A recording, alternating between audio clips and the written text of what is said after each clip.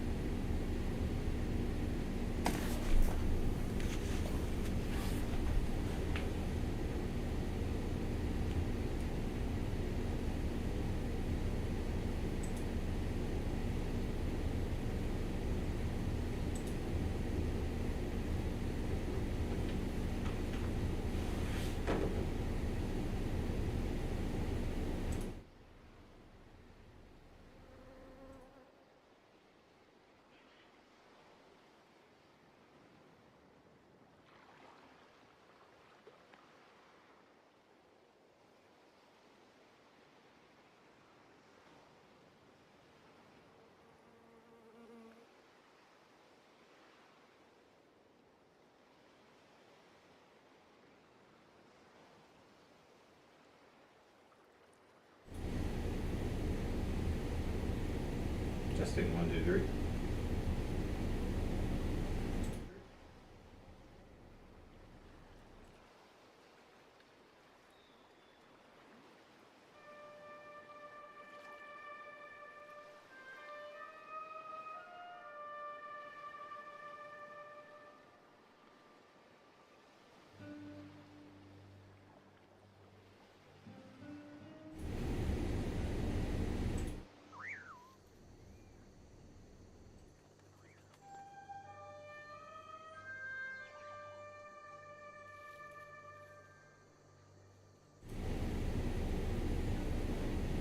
It's weird to bring an echo.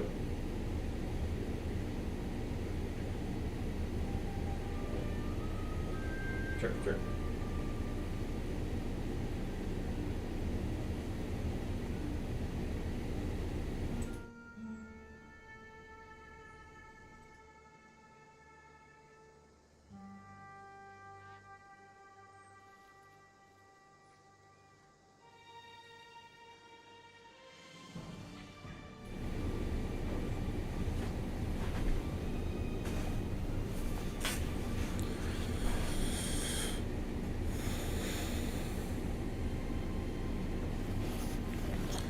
Citizen, like comrade, has been and still is a revolutionary word.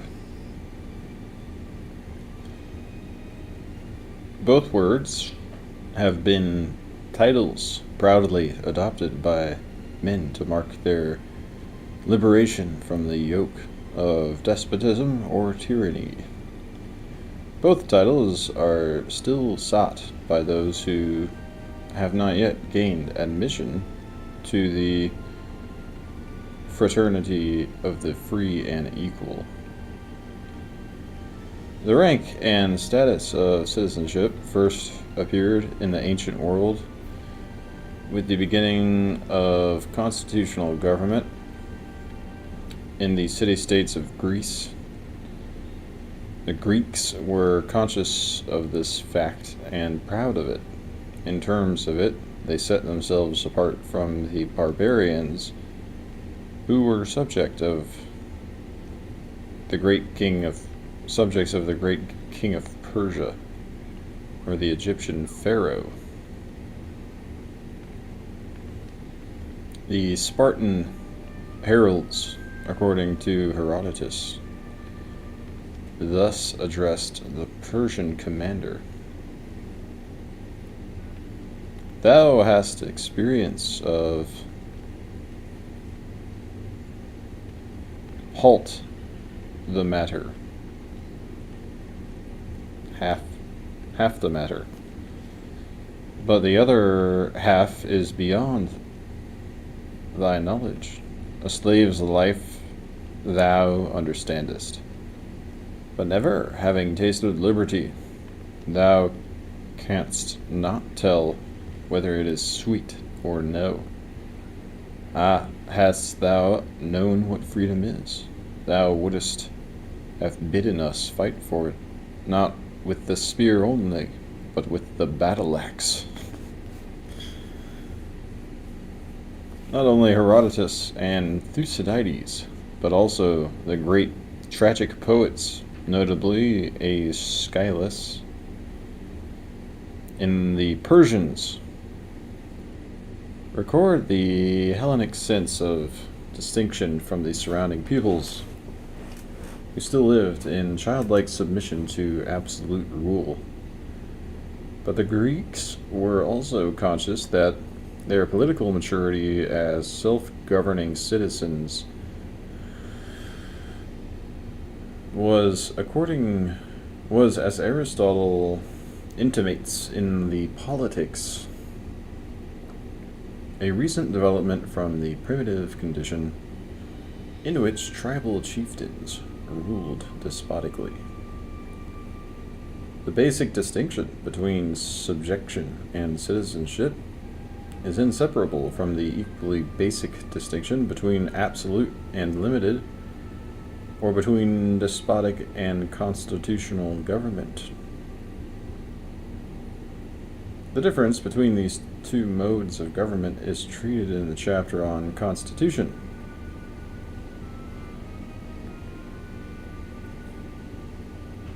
It is sufficient here to note that the difference in the authority and power possessed by rulers, according as it is absolute or limited, corresponds with a difference in the status, the degree of freedom, and the rights and privileges of the people ruled.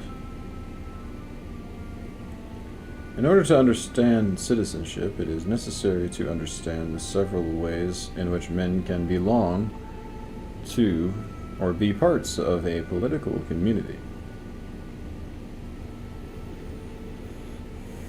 There are two divisions among men within a community which help us to define citizenship. According to one of these divisions, the native-born are separated from aliens or foreigners. In the Greek city-states, it was almost impossible for aliens to become citizens. Plutarch notes that Solon's law of naturalization, which he qualifies as of doubtful character, would not allow strangers to become citizens unless they were in perpetual exile from their own country, or came with their whole family to trade there. The metics, or aliens who were allowed in the city, were usually a class apart. In Rome, the situation was different. It was possible for outsiders to receive the high honor of Roman citizenship. The aspiring genius of Rome, given rights, sacrificed vanity to ambition, and deemed it more prudent, as well as honorable, to adopt virtue and merit for her own wheresoever they were found, among slaves or strangers, enemies or barbarians.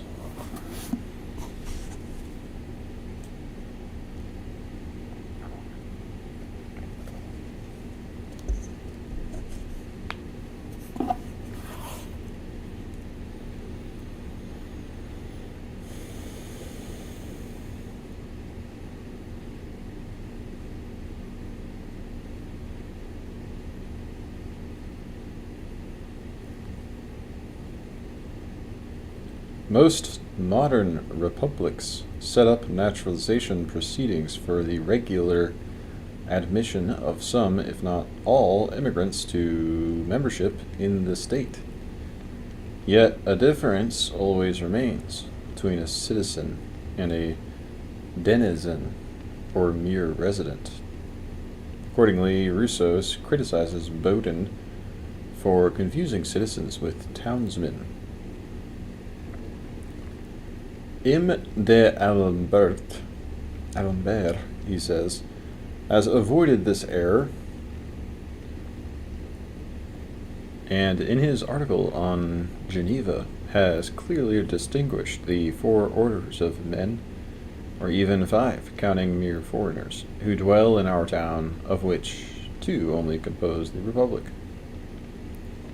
According to a second way in which men are divided within the political community, free men are separated from slaves. The latter, though they may be native born, are not members of the political community, but merely part of its property. A slave, according to Aristotle, is one who, being a human being, is also a possession. But he says in another place, property, even though living beings are included in it, is not part of a state. For a state is not a community of living beings only, but a community of equals.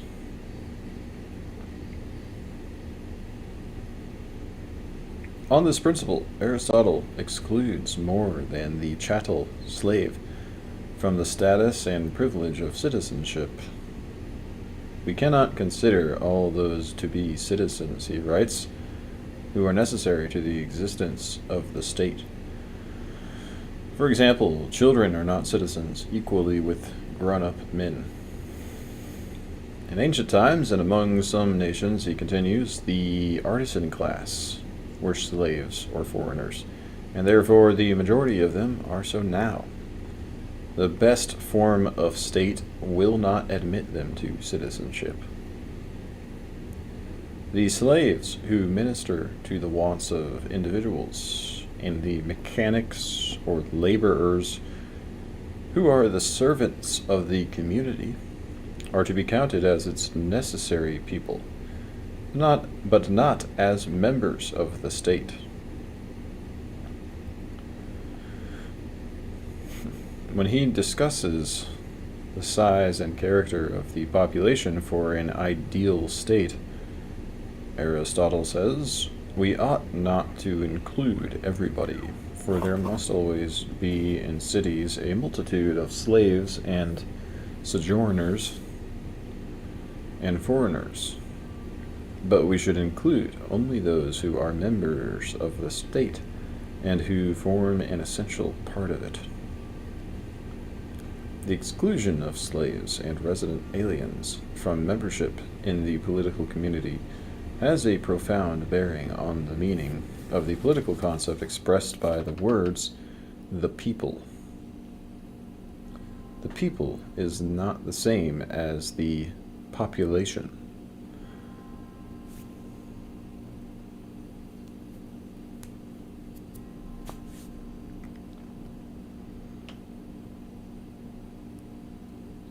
All those human beings who live within the state's borders. Even in societies which have abolished chattel slavery and in which suffrage tends to be unrestricted, infants and aliens remain outside the pale of political life.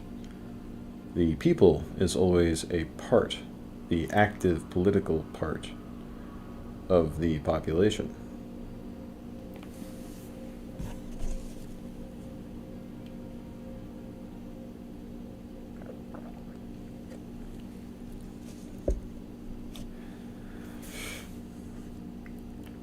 The distinction of citizen from slave, infant, or alien does not complete the picture.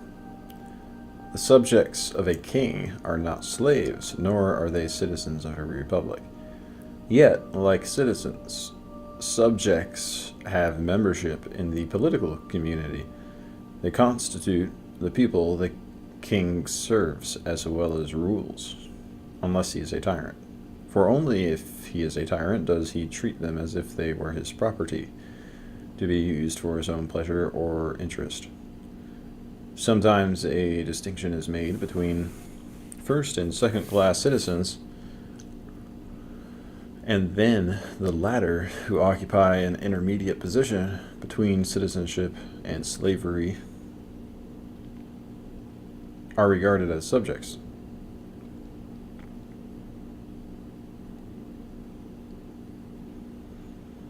Since there are many forms of government, Aristotle writes, there must be many varieties of citizens, and especially of citizens who are subjects, so that under some governments the mechanic and the laborer will be citizens, but not in others.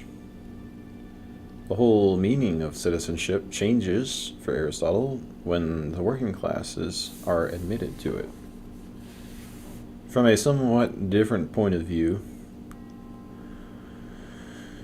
Aquinas holds that a man can be said to be a citizen in two ways. First, absolutely. Secondly, in a restricted sense. A man is a citizen absolutely if he has all the rights of citizenship. For instance, the right of debating or voting in the popular assembly.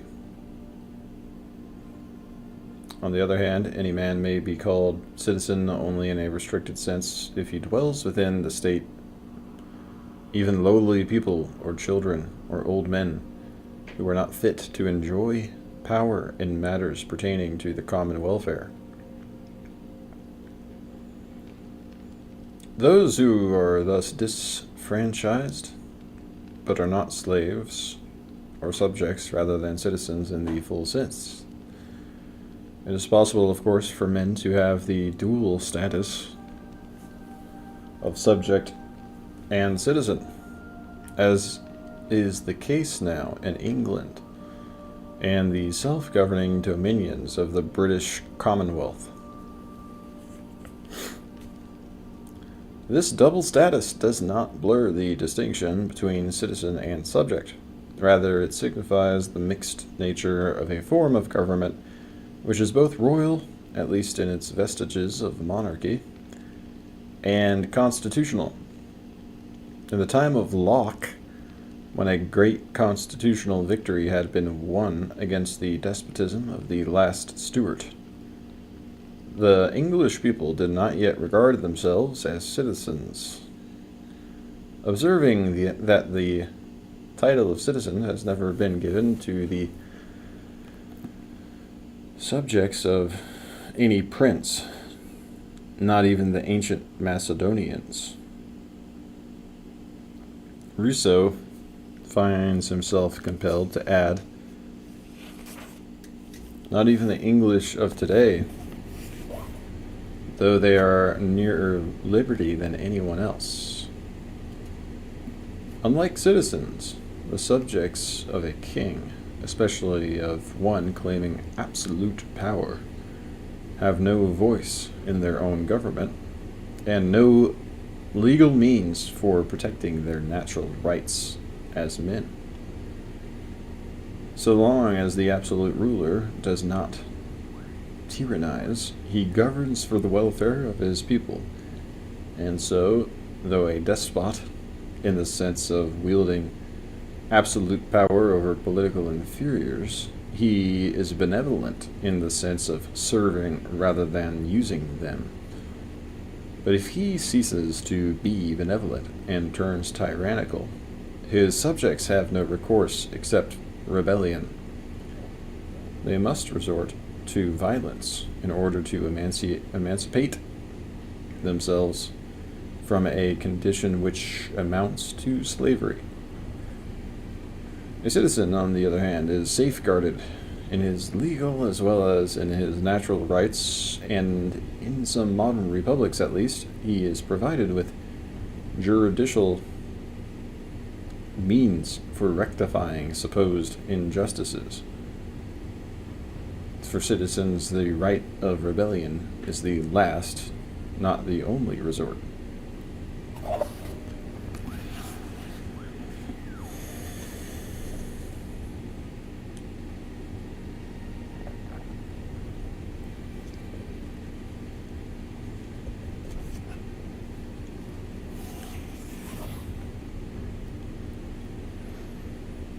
The distinct conditions of slavery, subjection, and citizenship can be summarized by defining three ways in which rulers are related to the persons they rule.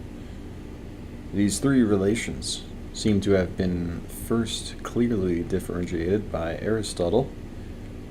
He finds all three relationships in the structure of the household, as that is constituted in antiquity. Of household management, he writes, there are three parts. One is the rule of a master over slaves, another of a father, and a third of a husband. In each case, the kind of rule differs. The free man rules over the slave after another manner from that in which the male rules over the female, or the man over the child. As we have already seen, Aristotle conceives the slave as a piece of property when he says that the slave wholly belongs to his master, or that he is a part of his master, a living but separated part of his bodily frame. He is obviously considering only the chattel slave. There are, as the chapter on slavery indicates, other kinds of or degrees of slavery less extreme than this. But chattel slavery, more clearly than the attenuated forms of servitude, defines the nature of mastery. The master manages or uses the slave as he manages and uses other instruments, inanimate tools, or domesticated animals. The rule of a master, Aristotle declares, is exercised primarily with a view to the interest of the master. Yet it accidentally considers the slave, since if the slave perish, the rule of the master perishes with him. Thus conceived, the slave lacks every vestige of political liberty. He is treated as radically inferior to his master, almost as if he were something less than a man. He has no voice in his own government, nor in his welfare. The paramount consideration of his ruler.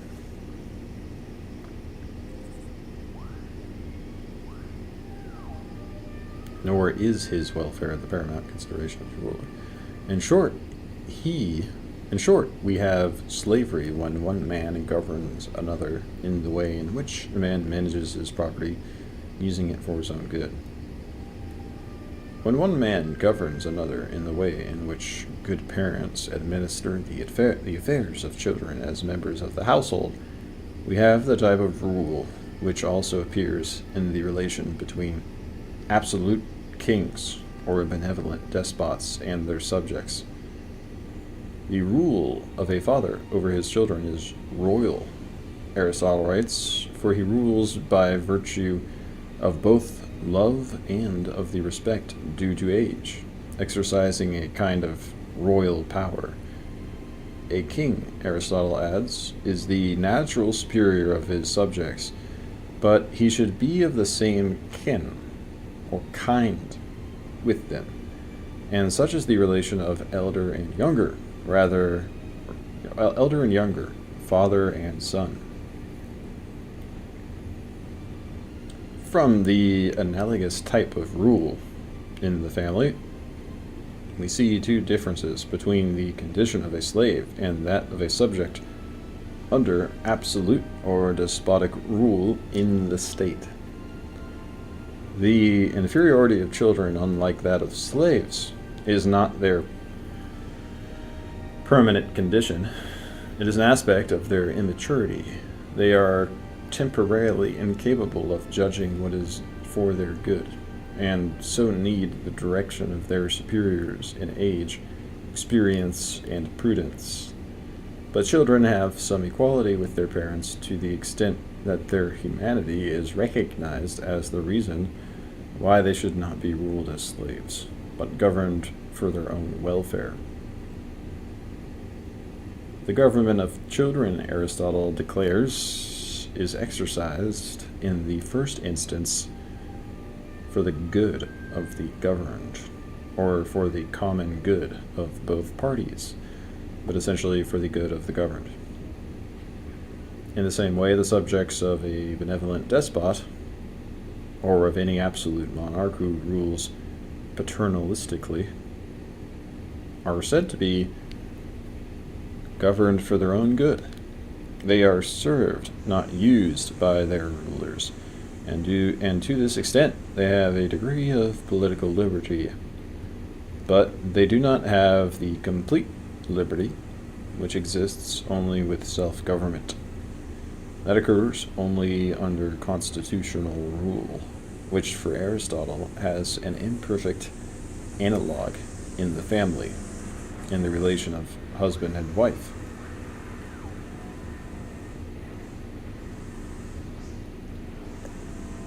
In the state, however, it is perfectly represented by the relation between the holders of public office and other citizens. In the constitutional state, Aristotle says, the citizens rule and are ruled by turns, for the idea of a constitutional state implies that the natures of the citizen are equal and do not differ at all. The citizen, in other words, is one who has the power to take part in the deliberative or judicial administration of the state. Rousseau seems to have a similar conception of the citizen as both ruling and ruled, though he uses the word subject to designate the citizen as ruled. The people, he writes, are called citizens, as sharing in sovereign power, and subjects as being under the laws of the state. Because the man who holds office in a constitutional government is first of all a citizen himself, and only secondly an official vested with the authority of a political office, the citizen is a man ruled by his equals and ruled as an equal. Observing these facts, Aristotle describes citizenship as the one indefinite office set up by a constitution. It is indefinite, both in tenure and by comparison with the various magistracies or other offices which have more definitely assigned functions. Since a citizen is ruled only by other citizens, and since he has the opportunity of ruling others in turn, citizenship involves political liberty in the fullest sense. This does not mean freedom from government, but freedom through self-government. All the freedom a man can have in society, liberty under law, and proportioned to justice.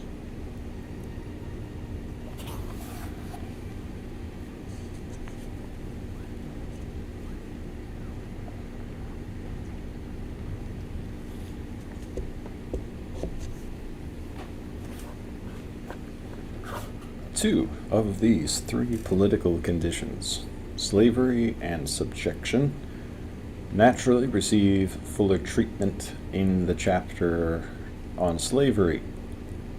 The discussion of the third citizenship belongs not only to this chapter, but also to the chapter on constitution,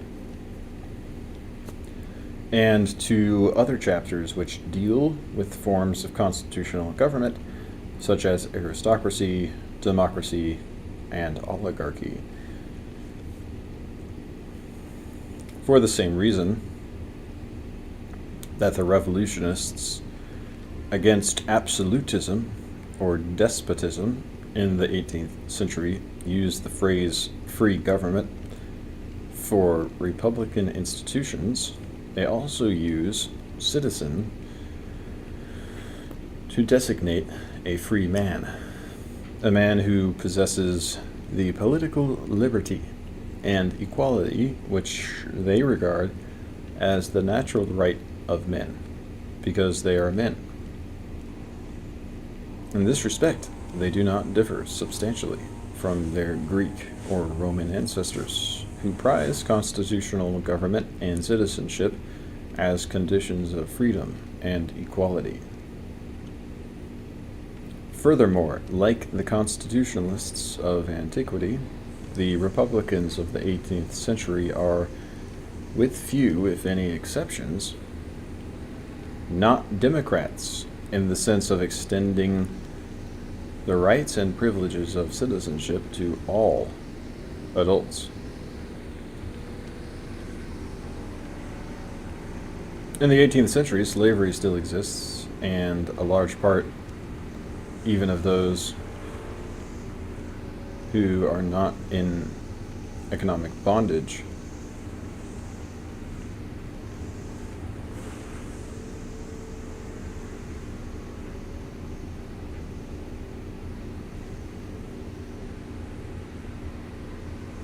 and a large part even of those who are not in economic bondage remains outside the pale of citizenship, disqualified by ancients of birth, such as accidents of birth, such as race or sex, and by the lack of sufficient wealth or property, which makes it necessary for them to labor in order to live.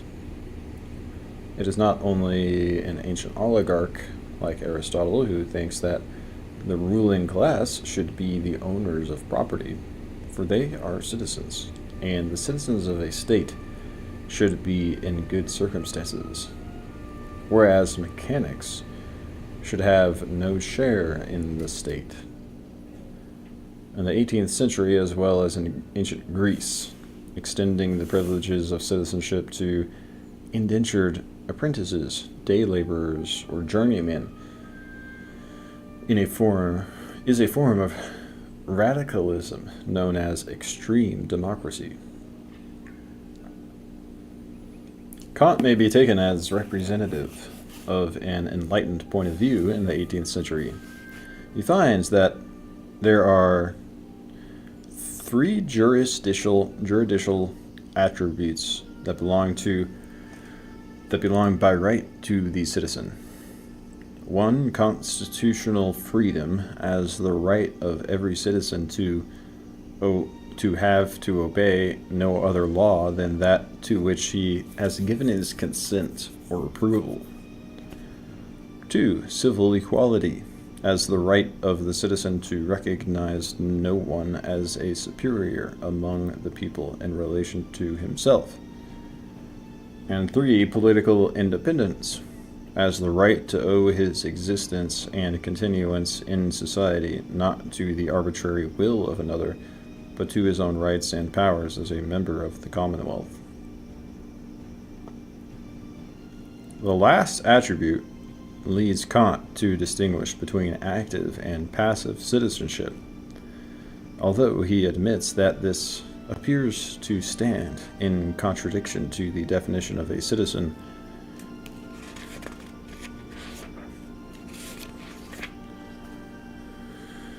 As such, he concludes that there are some in the community not entitled to the full privileges of citizenship. It is his contention widely shared in the 18th century that suffrage, which properly constitutes the political qualification of a citizen, presupposes the independence or self-sufficiency of the individual citizen among the people. Consequently, he denies suffrage to everyone who is compelled to maintain himself, not according to his own industry, but as it is arranged by others. Such a restriction, he says, includes the apprentice of a merchant or tradesman, a servant who is not in the employ of the state, a minor, and all women. They are passive parts of the state, and do not have the right to deal with the state as active members of it, to recognize it, or to take action by way of introducing certain laws. Kant insists, however, that it must be made possible for them to raise themselves from this passive condition in the state to the condition of active citizenship.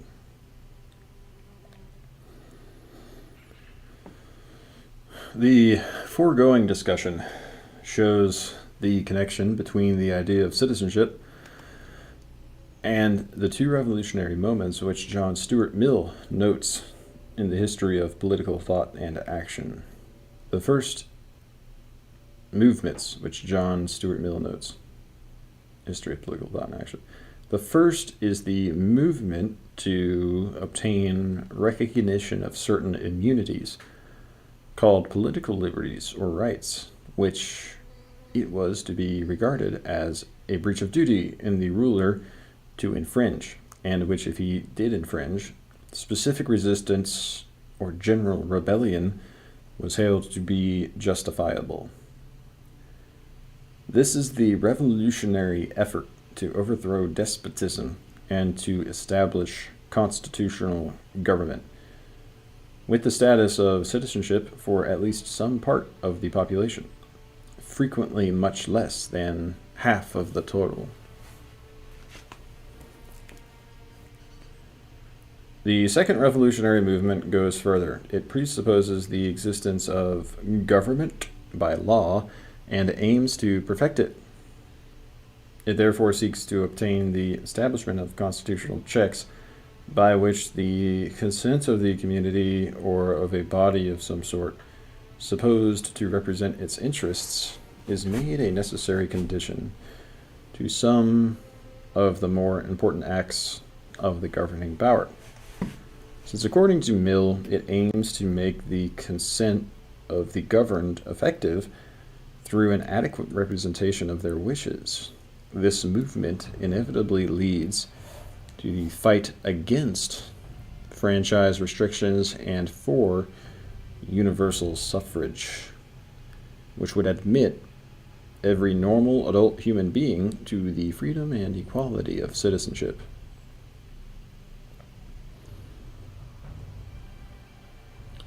The first revolution has a long history. It begins with the Greek city-states, which, having won this victory against the Persians, lost it to the Macedonian conquerors. It happens again with the establishment of the Roman Republic after the expulsion of the Tarquins, and again it is undone when the Caesars assume absolute power. This part of the story is told with varying emotions by Plutarch and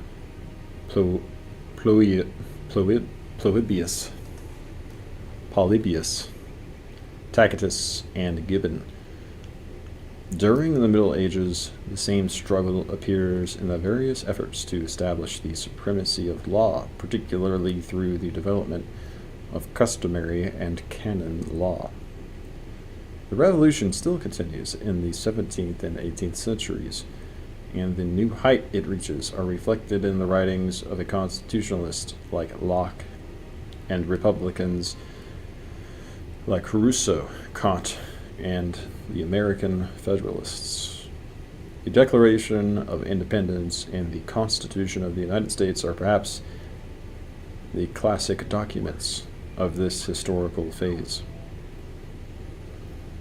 The second revolution, particularly as identified with the right for universal suffrage,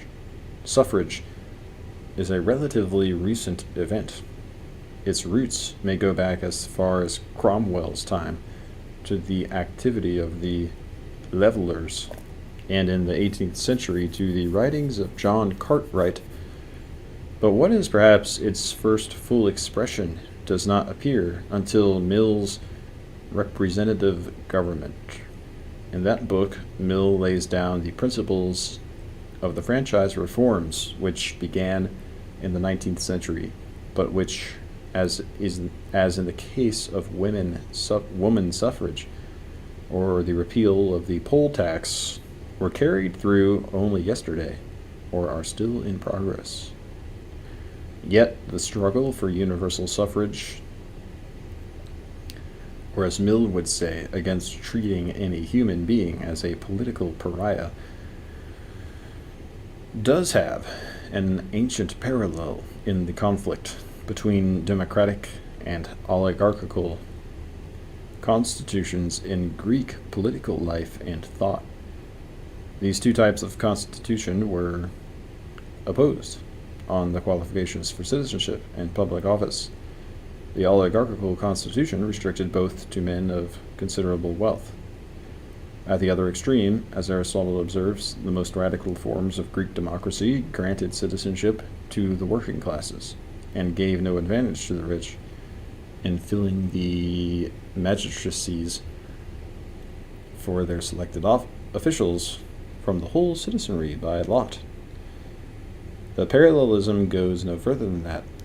Greek democracy, even when it denied special privileges to the propertied classes, never contemplated the abolition of slavery or the political emancipation of women.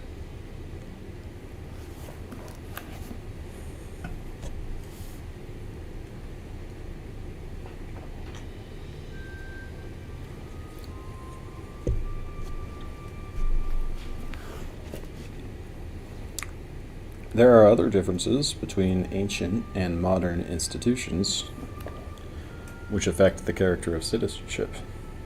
The problem of who shall be admitted to citizenship is fundamental in both epochs.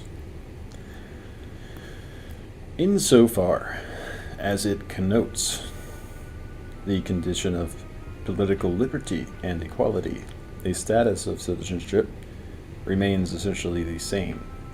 But the rights and duties, the privileges and immunities which belong to citizenship vary with the difference between ancient and modern constitutionalism. Even if they had been written, the constitutions of the ancient world would not have declared the rights of man and the citizen, nor would they have had bills of rights appended to them. The significance of these modern innovations, which begin perhaps with Magna Carta, lies not in a new conception of citizenship, but in the invention of juridical means to endow the primary office of citizenship with sufficient legal power to protect it from invasion by government. In The Federalist, Hamilton maintains that bills of rights are, in their origin, stipulations between kings and their subjects, abridgments of prerogative in favor of privilege, reservations of rights not surrendered to the prince, defending the absence of a special Bill of Rights. In the original Constitution, he insists that the Constitution is itself, in every rational sense, and to every useful purpose, a Bill of Rights. It declares and specifies the political privileges of the citizens in the structure and administration of the government, and defines certain immunities and modes of proceeding which are relative to personal and private concerns. Nevertheless, the right of free speech and free assembly, and the right to trial by a jury of peers, along with the immunity from unwarranted searches and seizures, or from ex post facto laws and bills of attainder provided by the early amendments to the Constitution, do give the citizen additional protection against interference in the performance of his civic duties, such as independent political thought and action, or in the exercise of his human privileges, such as freedom of religious worship. The invention of these constitutional devices sprang from the bitter experience of coercion and intimidation under Star Chamber proceedings, royal censorship, and unlimited police power. A citizen who can be coerced or intimidated by his government differs only in name from the subject of an absolute despot. In addition to having these legal safeguards, modern differs from ancient citizenship in the way in which its rights and privileges are exercised. The machinery of suffrage is not the same when citizens act through elected representatives and when they participate directly in the deliberations and decisions of government by voting in the public forum.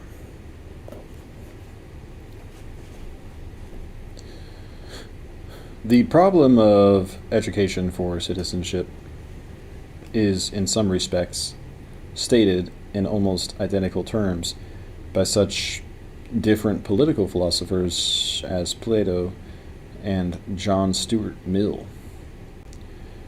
In both the Republic and the Laws, Plato emphasizes that education is the constraining and directing of youth towards that right reason which the law affirms.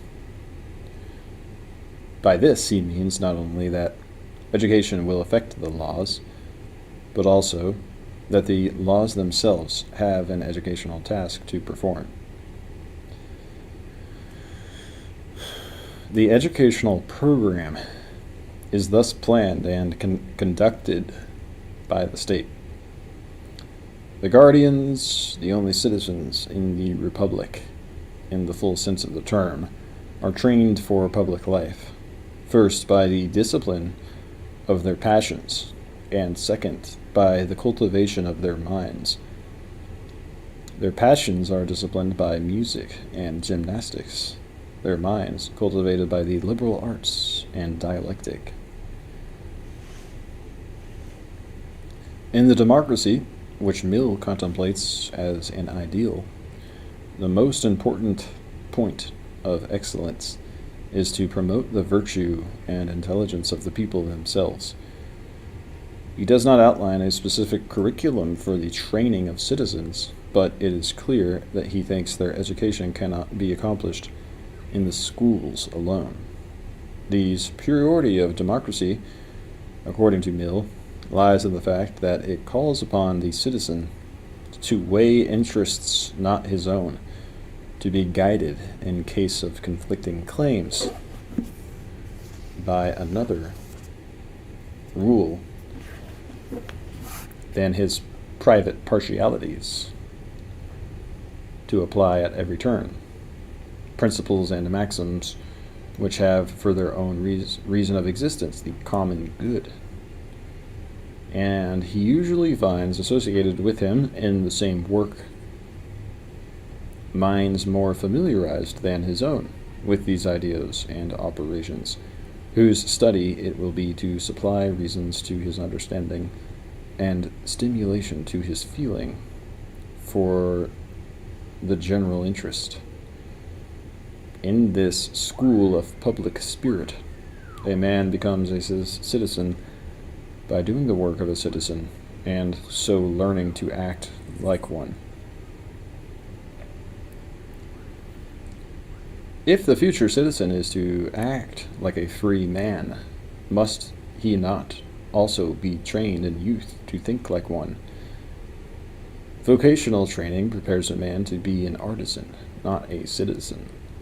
Only liberal education is adequate to the task of creating the free and critical intelligence required for citizenship.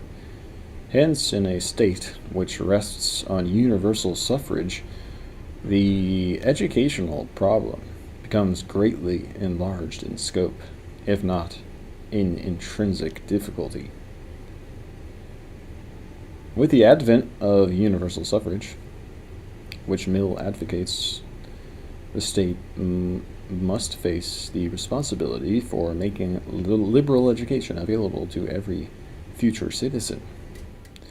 To say that all normal children have enough intelligence to become citizens, but to regard the native endowment of a large number of them as incapable of liberal education makes a travesty of citizenship. Will the child who cannot profit by a liberal education be able to discharge the duties of the office to which he will be admitted upon coming of age?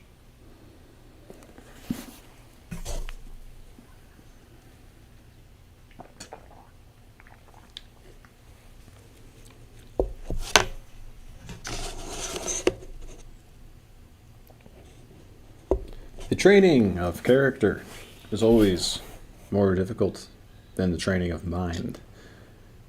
In education for citizenship, the problem of moral training involves the question, discussed in the chapter on virtue, whether the good man and the good citizen are identical in virtue. For Aristotle, and seemingly also for Mill, the virtue of the good man under an ideal constitution would be identical with that of the good citizen, as both ruling and being ruled. The good citizen ought to be capable of both. Aristotle writes, he should know how to govern like a freeman, and how to obey like a freeman. These are the virtues of a citizen, and although the temperance and justice of a ruler are distinct from those of a subject, the virtue of a good man will include both. For the virtue of the good man, who is free and also a subject, e.g., his justice, will not be one, but will comprise distinct kinds, the one qualifying him to rule, the other to obey. The virtues of the citizen direct him primarily in the performance of his obligations to the state. But in the welfare of the state is not the ultimate end of man. If there are higher goods which command human loyalty, if man's common humanity takes precedence over his membership in a particular state, then civic virtue does not exhaust human excellence. More may be morally required of the good man than of the good citizen. The virtues of the saint and the patriot may be of a different order. On this question, the great books reveal a fundamental disagreement among moralists and political philosophers, who differ as Plato and Hegel differ from Augustine and Aquinas, or from Locke and Mill, on the place of the state in human life. The ancients frequently appeal to a law higher than that of the state. Socrates forever stands as the classic example of one who would rather die than disobey his inner voice, the command of his conscience. A Stoic like Marcus Aurelius is willing to give unqualified allegiance to the political community only when it is the ideal city of man embracing the whole human brotherhood. My city and my country, so far as I am, Antoninus, he says, is Rome. But so far as I am a man, whose nature is rational and social, it is the world. For Christian theologians, membership in the city of God is a higher vocation than citizenship in any earthly community, even when that is the city of man at its best. The city of God demands a higher order of virtue than the city of man. Referring to the earthly city, Augustine says that the things which this city desires cannot justly be said to be evil, for it is itself, in its own kind, better than all other human goods, for it desires earthly peace for the sake of enjoying earthly goods. It is all right for men to seek these things, for they are good things, and without doubt the gifts of God.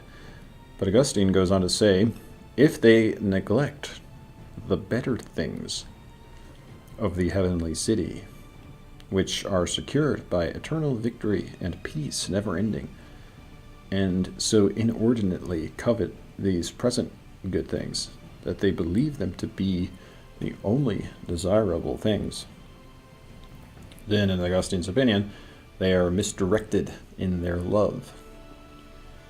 In giving precedence to the commandments of God, The theologians do not deprecate the commands of the state or the obligations of citizenship, but those who belong to both cities may find themselves faced with a conflict between the law of the state and the divine law.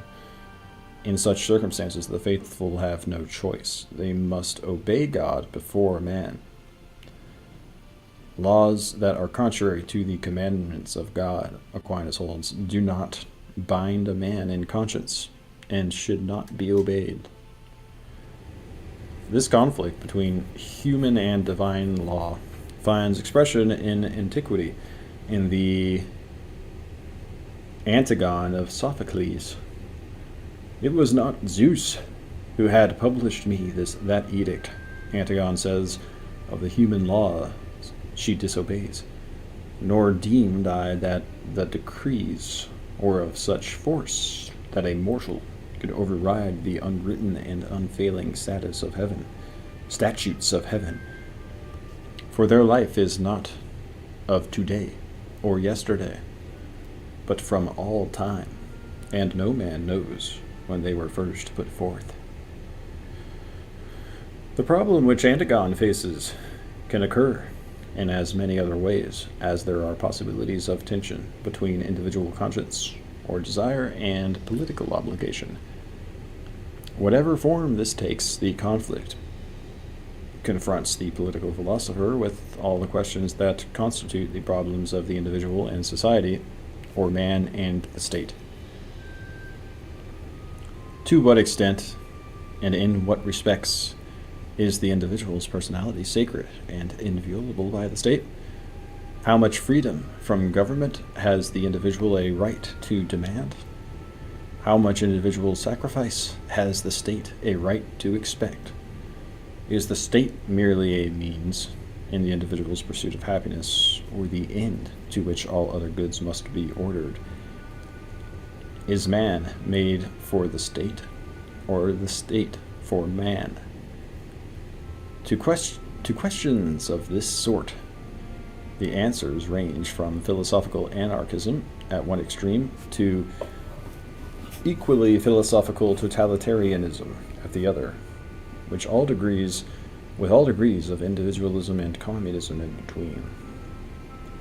The general problem of man and the state, with all its controversial issues, runs through many other chapters, such as constitution, good and evil, law, liberty, and state. But we have placed its principal formulation in this chapter because the concept of citizenship signifies the ideal condition of the human individual as a member of the political community.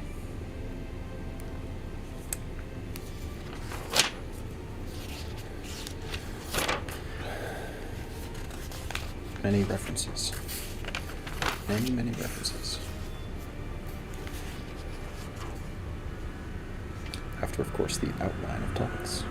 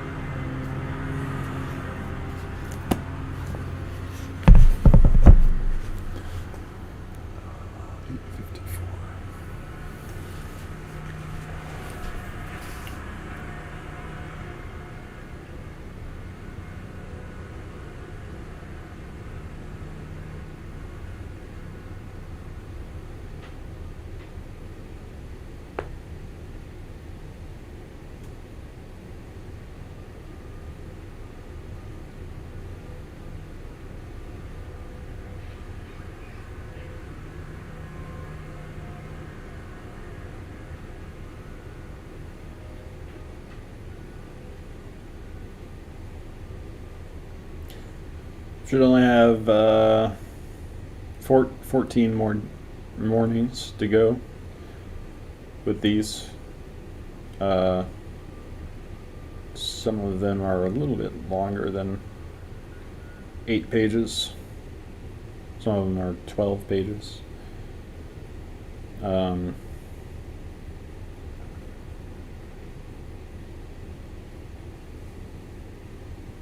probably get up a little bit earlier. And then the mechanics chapter is for some reason extremely long. Um, it's like 21 pages, so I'm going to do that in 2 parts. And that's it. Finally done after like a year or something. Almost a year. No, not almost a year. Yeah, I probably started in like September, maybe 9 months ish.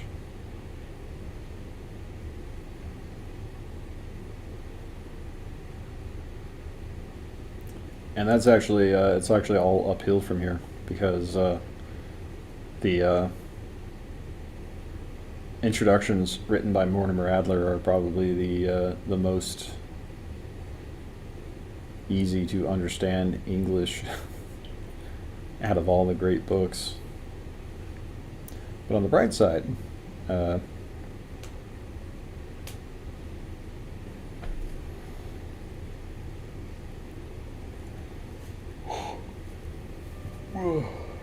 the the content will be more profound.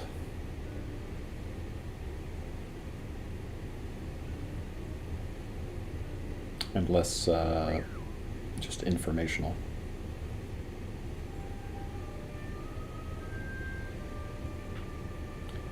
But it will be less comprehensive in its scope. Less enlightening in a educational sort of way, and more enlightening in a deep understanding of the soul kind of way.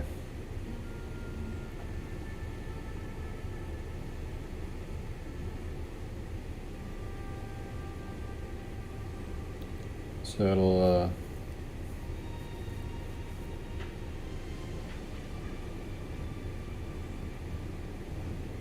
be interesting to choose what I'm going to read next. I'll probably take about a 2-week vacation from doing this.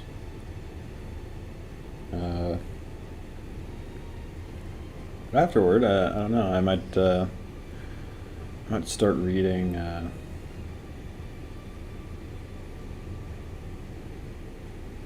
that one story by Rabelais about the 2 giants, Pantagruel and what was it? Something in Pantagruel, written by the French priest, in like medieval times. Or I might read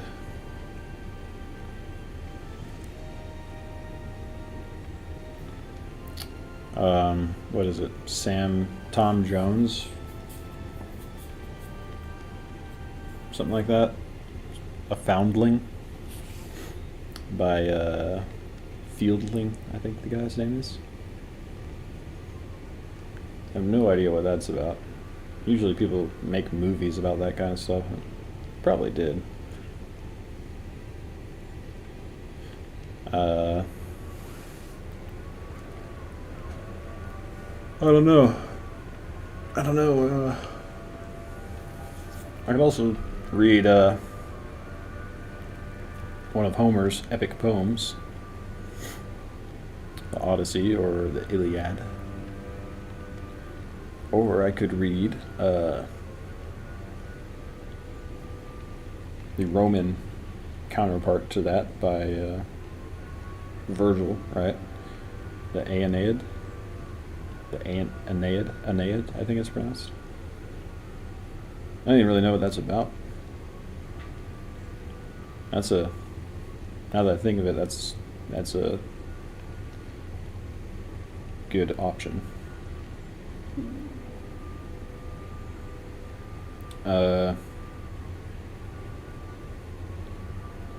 There's the Greek plays, the Greek tragedies.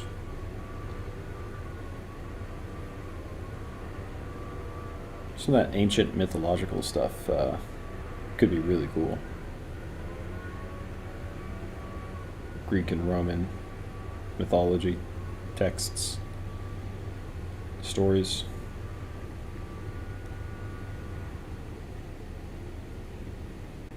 That would really, because the world they lived in at the time was so different. There was, it seems like it was like a fantastical world.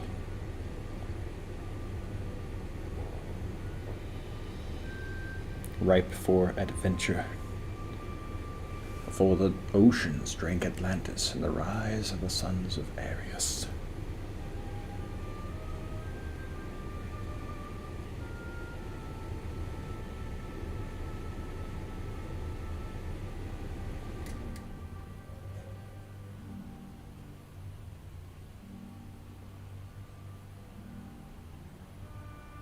I'm sure there's other good options too. Like attempts to to read all of the decline and fall of the Roman Empire. That would be nuts. That would be so much Roman history.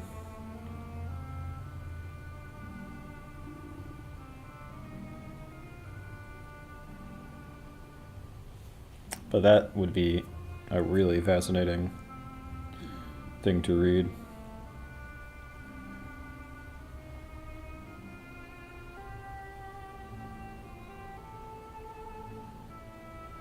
Because, the Roman Republic, the Roman Empire, it's kind of like at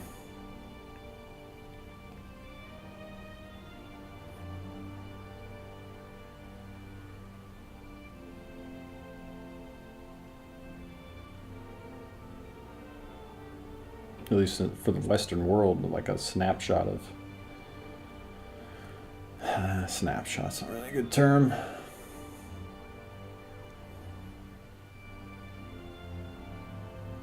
It's sort of a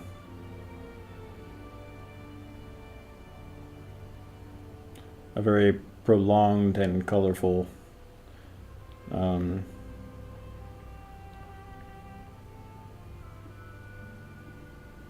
and well documented, apparently.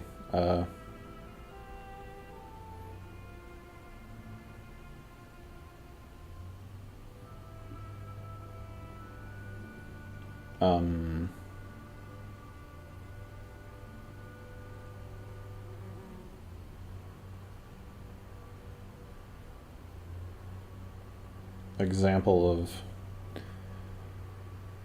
human interaction and affairs and emotions in ancient times, focusing on a specific people who were probably the greatest and most organized people in the world at the time.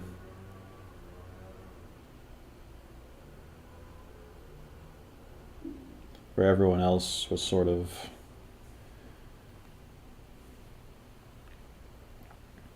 probably less organized than them. Seems like they had kind of tasked themselves with conquering as much of the world as possible and subjecting it to the law and order that they established in their own lands. It's very sort of crazy.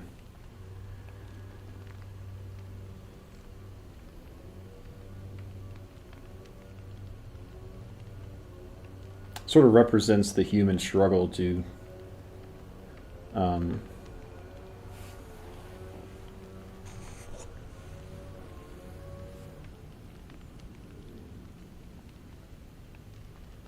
rule its own environment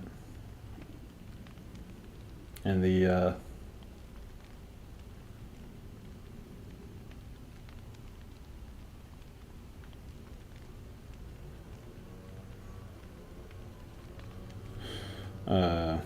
what's the word?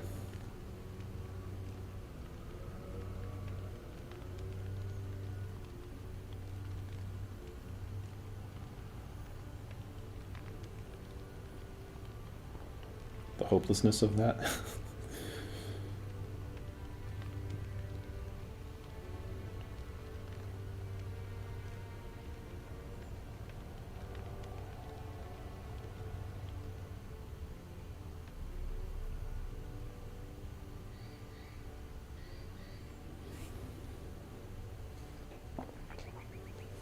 So you can kind of like identify with and root for the Roman Empire in that sense. So they're like the light in a dark, terrifying world of unknown horror.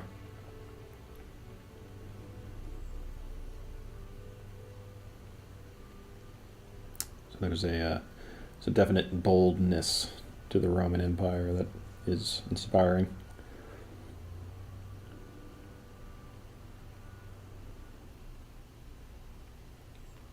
In their time in ancient history.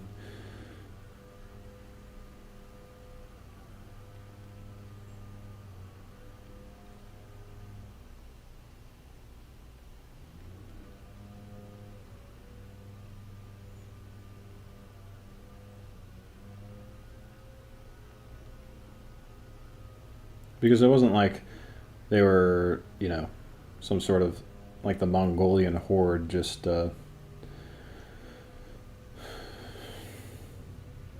massacring and looting everything, as far as I am aware. They would actually set up governments